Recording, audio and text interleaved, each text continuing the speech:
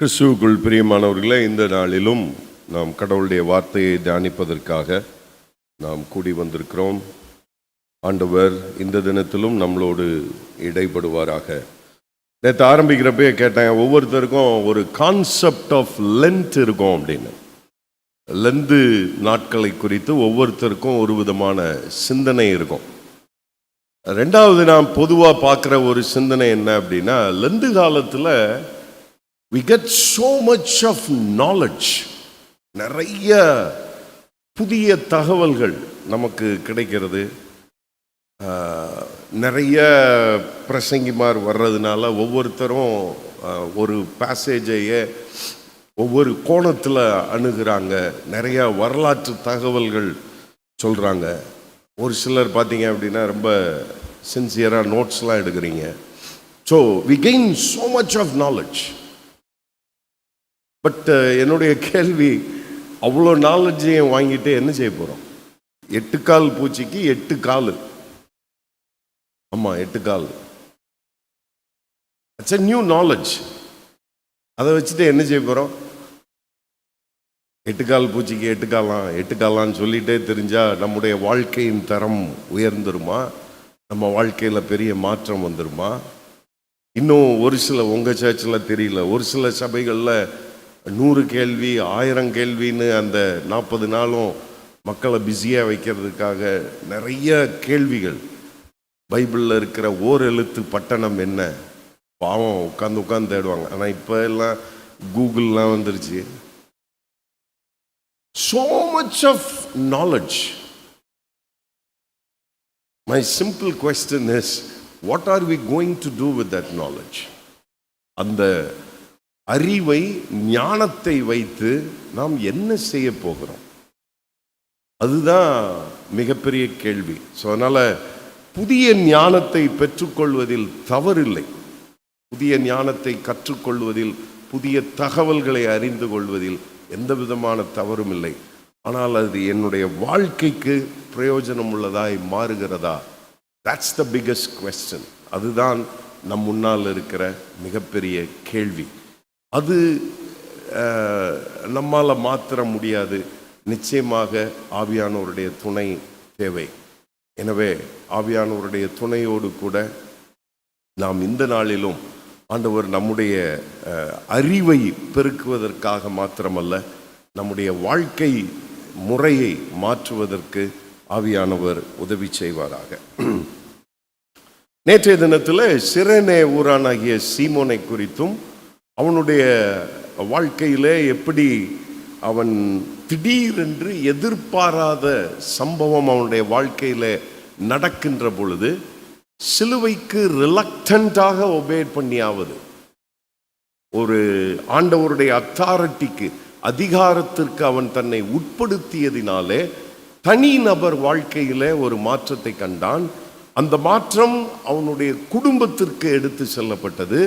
அது மாத்திரமல்ல, அந்த ஊர் பட்டணத்தின் மக்கள் மூலமாக அந்தியோகியா திருச்சபை நிறுவப்பட்டு சமுதாயத்தில் மிகப்பெரிய மாற்றத்தை ஏற்படுத்தியது என்று சொல்லி, நம்முடைய வாழ்க்கையிலும் திடீரென்று எதிர்பாராத நிகழ்வுகள் நடக்கின்ற பொழுது, ஆண்டவருடைய அதிகாரத்திற்கு நம்முடைய வாழ்க்கையை விட்டு கொடுக்கிற பொழுது நிச்சயமாய் தனிநபர் வாழ்க்கையிலே மாற்றம், குடும்பத்திலே தாக்கம், சமுதாயத்திலே சபையாக சேர்ந்து ஒரு பெரிய தாக்கத்தை ஏற்படுத்த முடியும் என்று நேற்று கற்றுக்கொண்டோம். இன்றைய தினத்தில் இன்னொரு சிலுவைக்கு அருகிலே இருந்த இன்னொரு மனிதனை நான் உங்களுக்கு அறிமுகப்படுத்த விரும்புகிறேன். இன்ஃபேக்ட் நாளைய தினத்திலும் இன்னொரு ஒரு லெஸ் நோன் கேரக்டர், ரொம்ப அறியப்படாத ஒரு மனிதனை குறித்து நான் பேச விரும்புகிறேன். எடி சாப்மன் ஒரு ஆள் இருந்தார் பிரிட்டிஷ்ல. இவர் தான் அது, பிரிட்டிஷ் சிட்டிசன். பணக்காரன் ஆகணும்னு ஆசைப்பட்டாரு. அதனால என்ன பண்ணாரு அப்படின்னா, நிறைய திருட ஆரம்பிச்சாரு. சீக்கிரமா பணக்காரன் ஆகணும். பிடிச்சிட்டாங்க, பிடிச்சி ஜெயிலில் போட்டாங்க. பிரிசன்ல இருக்கிற பொழுது 2ஆம் உலகப் போர் தொடுக்கப்படுகிறது. ஜெர்மன் தேசம் பிரிட்டிஷை ஆக்குபை பண்றாங்க. அப்ப என்ன நடக்குதுன்னு பாத்தீங்க அப்படின்னா, இந்த ஜெர்மானியர்கள் என்ன பண்றாங்க, சிறையில் இருக்கிற எல்லாரையும் கூப்பிட்டு உன்னைய சீக்கிரமா நான் விடுதலை செய்யணும் அப்படின்னா நீ எங்க நாட்டுக்கு உளவாளியாக நீ வேலை செய்ய வேண்டும் அப்படின்னு எடி சாப்மன் சொல்றாங்க. அவர் யோசிக்கிறார், நான் பிரிட்டிஷ் சிட்டிசன், ஆனால் என்னைய போய் நீ ஜெர்மானிய ஸ்பையா வேலை செய்ய சொல்றிய, அது எப்படி முடியும் அப்படின்னு கேட்குறாரு. அப்போ அவன் சொல்றாங்க, பாரு நீ வேலை செஞ்சினா உன்னை சீக்கிரம் ஜெயிலில் இருந்து விடுவேன், இல்லைன்னா உள்ளதான் இருக்கணும். சரிங்க, நான் உங்களுக்கு ஸ்பையா வேலை பார்க்குறேன். கூட்டு போயிட்டாங்க ஜெர்மன் தேசத்துக்கு. கூட்டு போய் அங்கே நிறைய பயிற்சிகள் கொடுத்து முதல் அசைன்மெண்ட் அவருக்கு என்ன கொடுக்குறாங்க அப்படின்னா, லண்டன்ல இருந்த ஒரு ஏர்போர்ட் தயாரிக்கிற ஏர் ஃப்ளைட்ஸ் தயாரிக்கிற ஒரு நிறுவனத்தின் மீது நீ தாக்குதல் நடத்த வேண்டும் அப்படின்னு பயிற்சி கொடுத்து உள்ள அனுப்பி வைக்கிறாங்க. திரும்ப இங்கிலாந்துக்குள்ள வரார். எப்படி வராரு? ஜெர்மன் ஸ்பையா வரார். இப்போ பிரிட்டிஷ்காரன் திரும்ப இவனை பிடிச்சி அவனை என்ன சொல்றான், அவனுக்கு தெரியாது நீ இவன் ஜெர்மன் ஸ்பைன்லாம் தெரியாது. இவனை பிடிச்சி அவன் என்ன கேட்குறான் அப்படின்னா, நீ பிரிட்டிஷ் ஸ்பையாக ஜெர்மனி தேசத்துக்கு நீ போகணும் அப்படின்னு சொல்றான். ஆங்கிலத்தில் டபுள் ஏஜென்ட்னு சொல்லுவாங்க. அது எட்மண்ட் சாப்மன் டபுள் ஏஜென்ட்டா வேலை பார்த்தார். யாருக்காக? பிரிட்டிஷ் அரசாங்கத்துக்காக ஜெர்மனிய தேசத்தில் போய் உளவு வேலை பார்த்தார். ஜெர்மனி அரசாங்கத்துக்காக பிரிட்டிஷ் தேசத்தில் உளவாளியாக வேலை பார்த்தார். எனக்கு இருக்கிற பெரிய கேள்வி என்ன அப்படின்னா, எடி சாப்மன் இப்படி 2 அதிகாரிகளுக்கு வேலை பார்த்து கொண்டிருப்பது யாருடைய விருப்பத்தை அவரால் நிறைவேற்றி இருக்க முடியும்? ஜெர்மன்காரன் ஒன்று சொல்றான், அவனுடைய விருப்பத்தை நிறைவேற்றுவதா, அல்லது பிரிட்டிஷ்காரன் இன்னொன்னு சொல்றான், அவனுடைய விருப்பத்தை நிறைவேற்றுவதா? பயங்கர குழப்பமாக அவருடைய வாழ்க்கை சென்றிருக்கும் என்று நான் நினைக்கிறேன். ஒருவேளை நீங்க யோசிக்கலாம், இது எடி சாப்மன் ப்ராப்ளம் அப்படின்னு. இல்லை இல்லை, இந்த எடி சாப்மன் ப்ராப்ளம் உங்க வாழ்க்கையிலையும் என் வாழ்க்கையிலையும் அன்றாடம் நாம் சந்தித்து கொண்டிருக்கிற ஒரு பிரச்சனை. என்ன? ஆண்டவருடைய விருப்பத்தை நிறைவேற்றுவதா அல்லது என்னுடைய விருப்பத்தை நிறைவேற்றுவதா? That's a daily struggle we face in this world. ஒவ்வொரு நாளும் நாம் அன்றாட காலையில எந்திரிக்கிறதுல இருந்து இந்த பிரச்சனையை, இந்த போராட்டத்தை நாம் நம்முடைய வாழ்க்கையில அனுபவித்துக் கொண்டே இருக்கிறோம். ஆண்டவருடைய விருப்பம் இது என்று நமக்கு தெரிகிறது, ஆனால் there is another will that is working within us. நம்முடைய சித்தம், நம்முடைய விருப்பம் என்று ஒன்று வேலை செய்து கொண்டே இருப்பதினாலே ஆண்டவருடைய விருப்பமா அல்லது என்னுடைய விருப்பமா என்கிற ஒரு மிகப்பெரிய போராட்டம் நடைபெற்று கொண்டே இருக்கிறது. எப்படி எடி சாப்மனுக்கு ஜெர்மானிய தேசத்தை விருப்பப்படுத்துவதா, பிரியப்படுத்துவதா அல்லது பிரிட்டிஷ் தேசத்துக்கு கீழ்ப்படிவதா என்ற குழப்பம் இருந்ததோ, அது போல உங்களுடைய வாழ்க்கையிலும் என்னுடைய வாழ்க்கையிலும் அன்றாடம் நாம் இதை சந்தித்துக் கொண்டிருக்கிறோம். நான் ஏதோ இந்த பெரிய பெரிய விஷயங்களை மட்டும் பேசல. வேலைக்கு போறது, கல்யாணம், இது போன்ற பெரிய விஷயங்கள்ல மாத்திரமல்ல, அன்றாடம் நாம் எடுக்கிற சின்ன சின்ன தீர்மானங்களிலே கூட ஆண்டவருடைய விருப்பமா அல்லது என்னுடைய விருப்பமா? Is it God's will or my will? Is it God's wish or my wish? It's a constant struggle that goes on. நான் பிஎஸ்சி முடிச்ச உடனே எங்க வீட்டில் எல்லாரும் என்ன சொல்றாங்க, நீ எம்சிஏ படிக்கணும் அப்படின்னு சொல்றாங்க. இது குடும்பத்தினருடைய விருப்பம். என்னுடைய விருப்பமோ வேறு இருந்தது. தேவனுடைய விருப்பம் என்னை ஆண்டவர் முழு நேர ஊழியத்திற்கு என்று அழைக்கிறார். என்ன செய்யறது? ஒரே போராட்டம்.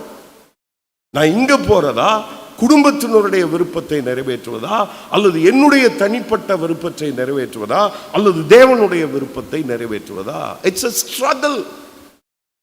இதை அண்டர்கோ பண்ண எல்லாருக்குமே தெரியும். அண்டர்கோ பண்ணி கொண்டிருக்கிறவர்களுக்கும் இதை எளிதாக நம்மால் புரிந்து கொள்ள முடியும். யாருடைய விருப்பத்தை நிறைவேற்றுவது? அதே ஸ்ட்ரகிள்ல தான் ஒரு மனுஷனை நம்ம சந்திக்கிறோம். யாரு? பான்டியஸ் பைலட், பொந்தியு பிலாத்து. இயேசு கிறிஸ்து பொந்தியு பிலாத்துவுக்கு முன்பாக நின்று கொண்டிருக்கிறார்.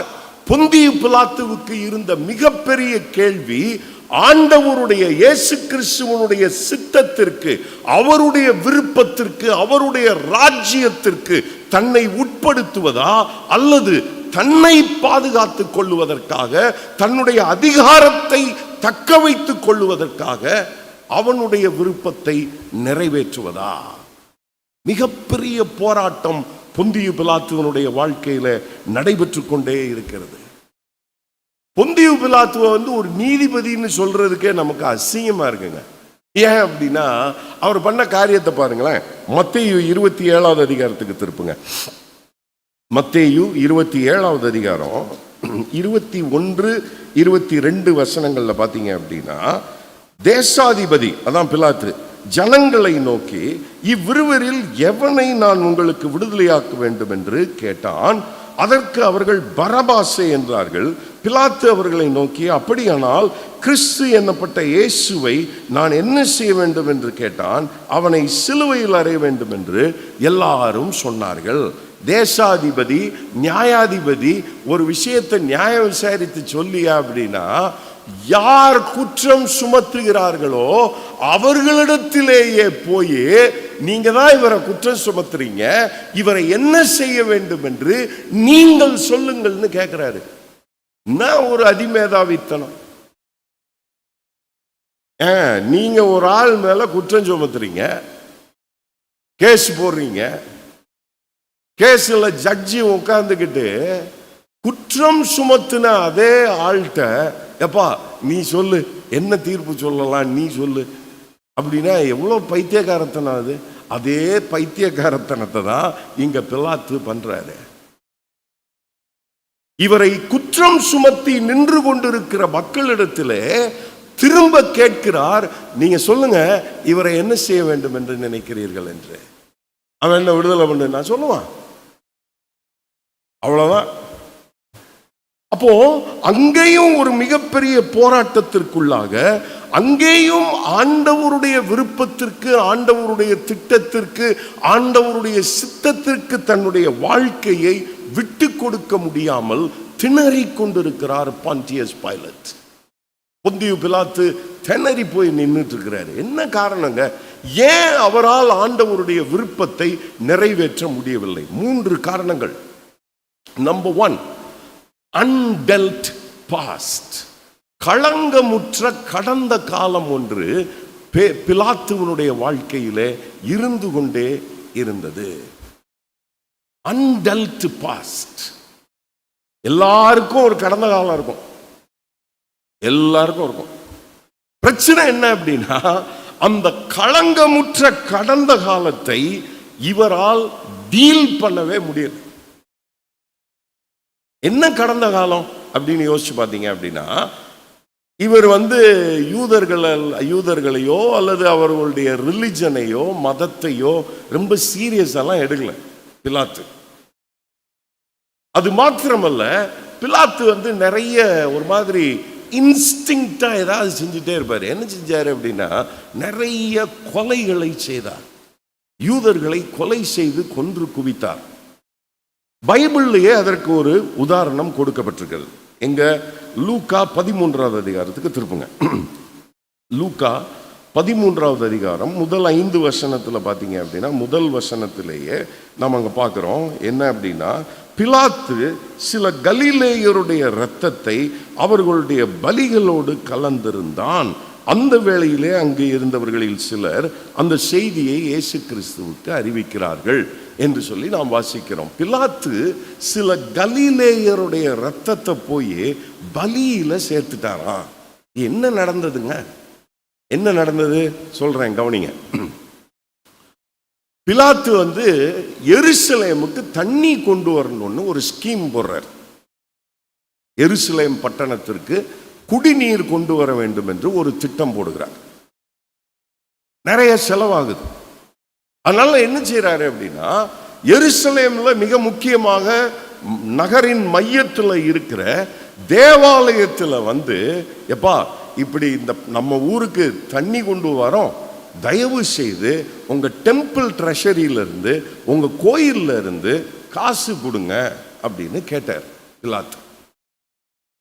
இப்போ யோசிச்சு பாருங்க, நம்ம கோயிலில் அரசாங்கம் எங்களுக்கு நாங்கள் ஒரு ஸ்கீம் போடுறோம், எங்களுக்கு காசு கொடுங்க அப்படின்னா கொடுப்பீங்களா? அட கொடுப்பீங்களா அப்படின்னா அது ஒரு கேள்விங்க. கொடுப்பீங்களா? அது எப்படி கொடுப்போம்? அதெல்லாம் கொடுக்க மாட்டோம்.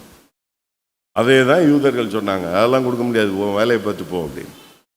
ஆனால் பிலாத்து விடலை. என்ன செய்யறாரு அப்படின்னா, இவங்களோட பயங்கரமா நெகோஷியேட் பண்றாரு. அப்ப டெம்பிள்ல இருந்து, கோயில்ல இருந்து பிலாத்துவோடு பேசுகிறதற்கு யாரை நியமிக்கிறாங்க அப்படின்னா, கலிலேயர்களை நியமிக்கிறார்கள். கலிலேயர்கள் கொஞ்சம் முரடர்கள். அதனாலதான் நீங்க பைபிள்ல பாத்தீங்க அப்படின்னா திரும்ப திரும்ப கலிலேயர்களுடைய பாஷையே வேற மாதிரி இருக்கும். பேதுருவை சொல்றாங்க, உன் பாஷையே வேற மாதிரி இருக்கு, யுவர் ஸ்லாங் இஸ் டிஃபரண்ட். கலிலேயர்கள் கொஞ்சம் முரட்டு ஆள்கள். அவங்க போய் பிலாத்து விட்டு நெகோசியேட் பண்ணாலும் ரொம்ப ஸ்ட்ராங்கா நிக்கிறாங்க. முடியாது, காசு கொடுக்க முடியாது. பிலாத்துவும் டஃப்பான ஆளு, அவரும் இறங்கி வர மாட்டேங்காரு. கடைசியில் என்ன செய்யறாரு தெரியுமா பிலாத்து? இவர்களுடைய பண்டிகை தினத்தன்று பிலாத்து போர்ச்சேவகர்களை சாதாரண உடையிலே தேவாலயத்திற்குள் அனுப்பி பலி கொடுப்பதற்கு தயாராக இருக்கிற பொழுது, அந்த நெகோசியேஷன் டீம்ல இருந்தாங்க இல்லையா கலிலேயர்கள், அவங்க எல்லாருக்கும் பின்னாடி இந்த போர்ச்சேவகர்களை வைத்து டேகர் என்று சொல்லப்படுகிற சிறிய கத்தியை வைத்து கழுத்தறுத்து கொலை செய்ய வைத்தான். It happened inside the temple. எருசலேம் தேவாலயத்திற்குள்ளே நடந்த ஒரு மிகப்பெரிய ட்ராஜடி. ஒருவேளை இதை இன்னைக்கு சூழ்நிலையில நீங்க புரிஞ்சுக்கிடணும் அப்படின்னா, கோயில்ல கம்யூனியன் எடுத்து கொண்டிருக்கிற பொழுது யாராவது கழுத்தை அறுத்து, அடுத்த படம் போடுங்களேன், கழுத்தை அறுத்து அந்த கம்யூனியன் கப்புக்குள்ள ரத்தம் விழுந்தா நம்ம எவ்வளவு ஃபீல் பண்ணுவோமோ அதே போன்ற ஃபீலிங் தான் அன்றைக்கு எருசலேம் தேவாலயத்திற்குள் இருந்தது. He had a bad past. களங்கமுற்ற ஒரு கடந்த காலம் அவனுக்கு இருந்து கொண்டே இருந்தது. இப்படி இவன் கொலைகளா பண்ணிக்கிட்டே இருந்ததுனால Romans were upset with them. ரோமர்கள் இவர் மேல ரொம்ப நன்மதிப்போடலாம் இல்லை, இன்ஃபேக்ட் ரொம்ப கோபத்தோட இருந்தாங்க. ஏன்னா எந்நேரமும் இவர் இப்படி கொலை பண்ண, அவங்க உடனே ரியாக்ட் பண்ண. ரோமர்களுக்கு என்ன அப்படின்னா, பாக்ஸ் ரோமானா முக்கியம். பாக்ஸ் ரோமானா பீஸ் ஆஃப் ரோம், அவ்வளவுதான் அவனுக்கு. ரோம் அமைதியா இருக்கணும், என்னன்னாலும் செய்ய. ஆனா இவன் என்ன கொலை பண்றான், அவன் உடனே ஒரு போராட்டம் பண்றான். ஏண்டா எங்க கழுத்தை இருக்கிறீங்க, அமைதியா இருங்கப்பா. ஆனாலும் பிலாத்துவுக்கு முடியவில்லை. யூதர்களை டார்கெட் பண்ணி கொலை செய்து கொண்டே இருக்கிறதை நீங்கள் பார்க்கிறீர்கள்.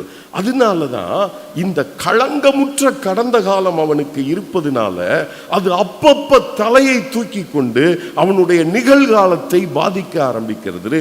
யோவான் 19 அதிகாரத்துக்கு திருப்பினீங்கன்னா அங்க அவனுடைய கடந்த காலம் எப்படி நிகழ்காலத்தை பாதிக்கிறது என்பதை நாம் பார்க்கலாம். யோவான் 19 அதிகாரம் 12வது வசனத்துல பாத்தீங்க அப்படின்னா, அது முதல் பிலாத்து அவரை விடுதலை பண்ண வகை தேடினான். யூதர்கள் அவனை நோக்கி, இவனை நீர் விடுதலை பண்ணினால் நீர் ராயனுக்கு என்ன இருக்கு, சிநேகிதன் அல்ல. You are not friend of Caesar.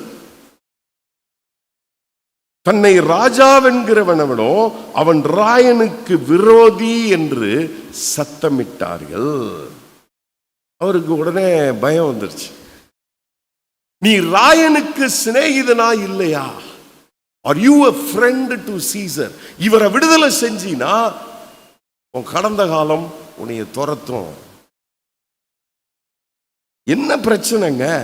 இந்த கடந்த காலத்தை பிலாத்து சரியாக கையாளவே தெரியவில்லை. களங்கமுற்ற கடந்த காலம் நாம் எல்லாருக்கும் ஒரு கடந்த காலம் இருக்கும். உட்கார்ந்து யோசிச்சு பாருங்க. We all have a bad past. ஆனால் என்ன பிரச்சனை அப்படின்னா, நீங்கள் அந்த கடந்த காலத்தை சரியாக கையாளவில்லை என்றால் திரும்ப திரும்ப அது நிகழ்காலத்திலே நம்முடைய சமாதானத்தை குலைத்து கொண்டே இருக்கிறது. அதுதான் இவனுக்கு தேவனுடைய சித்தத்தை நிறைவேற்றுவதற்கு, தேவனுடைய விருப்பத்தை நிறைவேற்றுவதற்கு மிகப்பெரிய தடையாக பிலாத்துவுக்கு வந்து நிற்கிறது. இப்ப கலங்கமுற்ற கடந்த காலத்தை என்ன நாங்க செய்யறது? நல்லா கவனிச்சுக்கோங்க. You can never deal with it. நம்மால் நம்முடைய கடந்த கால வாழ்க்கையை, கடந்த கால நிகழ்வுகளை நம்மால் சரி செய்ய முடியாது. You can't do it. நீங்க எவ்வளவுதான் முயற்சி செய்தினாலும், எவ்வளவுதான் அதை மூடி மறைப்பதற்கு முயற்சி செய்தீர்கள் என்றாலும் நம்மால் அதை சரி செய்ய முடியாது. We can't handle our past. என்ன செய்யறது?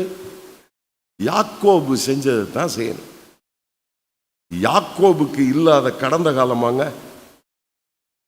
பயங்கரமான கடந்த காலம். எல்லாரையும் ஏமாத்திட்டு தட்டுப்புரட்டு வேலை பண்ணிட்டு என்னெல்லாம் பண்ணணுமோ பண்ணிட்டு திடீர்னா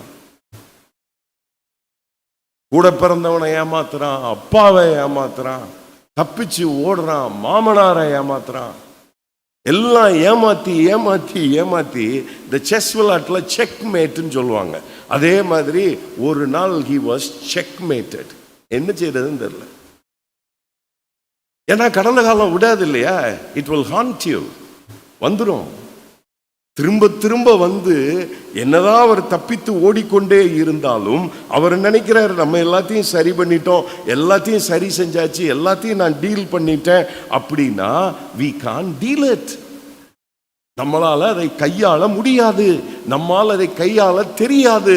யாக்கோபுக்கு செக்மேட் ஆனதுக்கு அப்புறம் தான் அவருக்கு புரிய ஆரம்பிக்கிறது, ஆஹா மாட்டிக்கிட்டுமே, என்ன செய்யறது? எல்லாரையும் ஏமாற்றி ஏமாற்றி ஓடிக்கொண்டே இருந்தவன் என்ன நடக்குது? ஆதியாகமம் 32வது அதிகாரத்தில் வாசிக்கிறோம், எல்லாருக்கும் தெரிந்த சம்பவம். He meets a mysterious figure. ஒரு வித்தியாசமான நபரை அங்கு சந்திக்கிறார். சந்தித்து இரவு முழுவதும் போராடுகிறார். போராடுகிற பொழுது ஒரே ஒரு கேள்வி கேட்கப்படுகிறது, வாட் இஸ் யோர் நேம்? உன்னுடைய பெயர் என்ன? கடைசியாக அந்த கேள்வி அவனிடத்தில் கேட்கப்பட்ட போது அவன் என்ன சொன்னா? நான் யாக்கோபு இல்லை, ஏசான்னா. இப்ப என்ன சொல்றான்?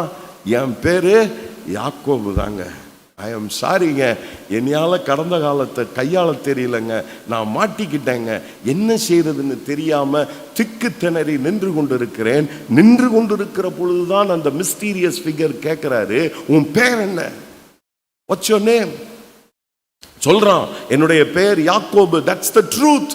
இவ்வளவு நாளா நான் ஏமாற்றி கொண்டிருந்தேன். நான் ஒரு எத்தனையோ பேரை ஏமாற்றி விட்டு இன்றைக்கு முக்கில மாட்டிக்கொண்டு நின்று கொண்டிருக்கிறேன். என்னுடைய கடந்த காலம் என்னை துரத்தி கொண்டிருக்கிறது.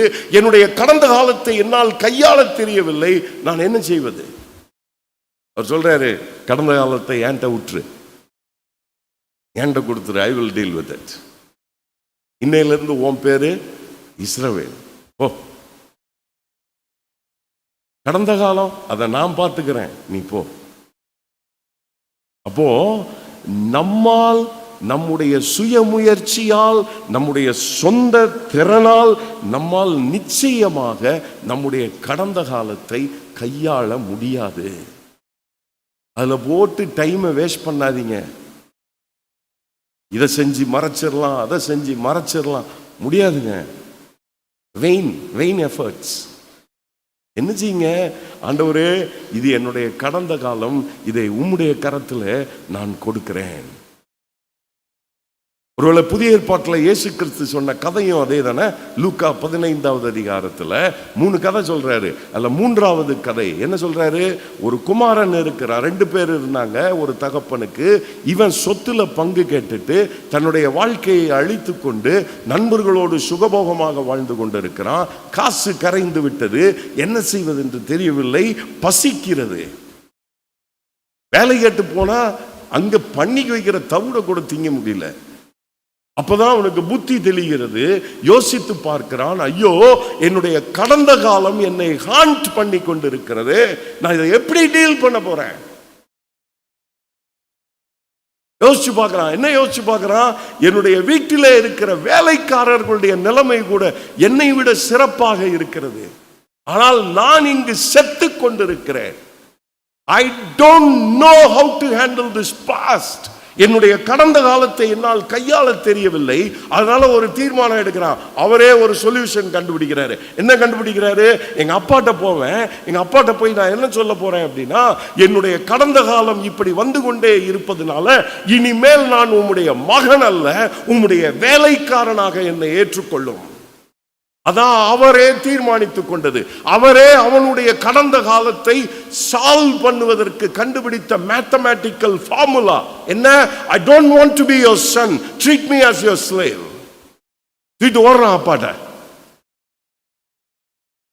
முட்டி போட்டு நான் நினைக்கிறேன் ஸ்கிரிப்ட்லாம் எழுதி வச்சிருந்திருப்பான்னு என்னெல்லாம் பேசணும்னு எடுத்து பேச ஆரம்பிக்கிறான். அப்பா, என்னுடைய கடந்த காலம் நான் வேலை இல்லப்பா, வா வீட்டுக்குள்ள வா. ஏன்? உன் கடந்த காலத்தை பற்றி நீ கவலைப்படாத, அதை நான் என்ன செஞ்சுக்கிறேன், பார்த்துக்கிறேன். I will take care of it. I'll take care of it.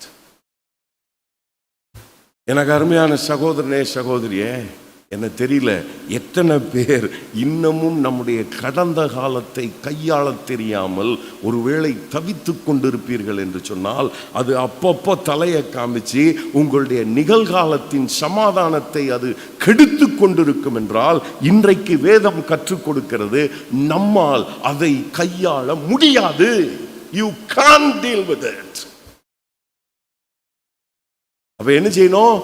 அதை எடுத்து நான் ஆண்டவருடைய கரத்தில் கொடுத்து விட்டேன் என்றால் அதை ஆண்டவர் பார்த்து கொள்வார். ஆனால் இந்த பொந்தியு பிலாத்துவுக்கு தன்னுடைய கடந்த காலத்தை எடுத்து இயேசு கிறிஸ்துவிட்ட கொடுத்து, ஐயா, உம்முடைய விருப்பத்தை நான் நிறைவேற்ற விரும்புகிறேன் என்று சொல்லுவதற்கு மனமில்லை. Because the past was haunting him. அவனுடைய கலங்கமுற்ற கடந்த காலம் அவனை நெருக்கிக் கொண்டே இருந்தது. அதனால ஆண்டவருடைய விருப்பத்தை அவனால் நிறைவேற்ற முடியவில்லை. ஒருவேளை இன்னைக்கு நீங்களும் அந்த கடந்த காலத்தை, நிகழ்வுகளை, கடந்த காலத்தின் நினைவுகளை உங்களால் டீல் பண்ண முடியாம உட்கார்ந்து இருந்தீங்க அப்படின்னா, ஆண்டவருடைய விருப்பத்தை நம்மால் நிறைவேற்ற முடியாது. பிடிச்சிருங்க, அவர் கையில் கொடுங்க. கொடுத்துட்டு ஆண்டவருடைய விருப்பத்தை நிறைவேற்றுவதற்கு நாம் முன்னெடுத்து செல்ல முடியும்.